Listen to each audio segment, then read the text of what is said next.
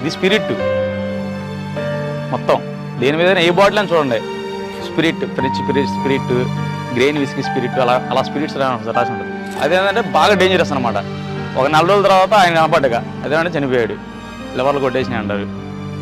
మాకు బాధ వేసింది అప్పుడప్పుడు. మేము వాళ్ళ ఇంట్లో వాళ్ళతో కూడా ఫేస్ చేసాము ఒకసారి.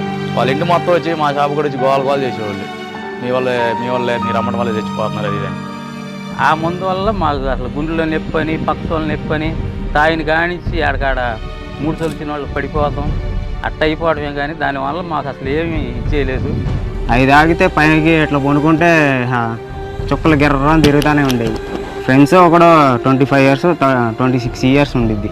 తాగంగానే ఆ అబ్బాయికి పక్షవాతం లాగా వచ్చింది. 26 ఇయర్స్ కంటే ఎవరికి పక్షవాతం కుర్రాళ్ళకే రావు. అలాంటిది ఎంత కల్తీ అయిందో మధ్య మీరు ఒకసారి ఆలోచించుకోండి.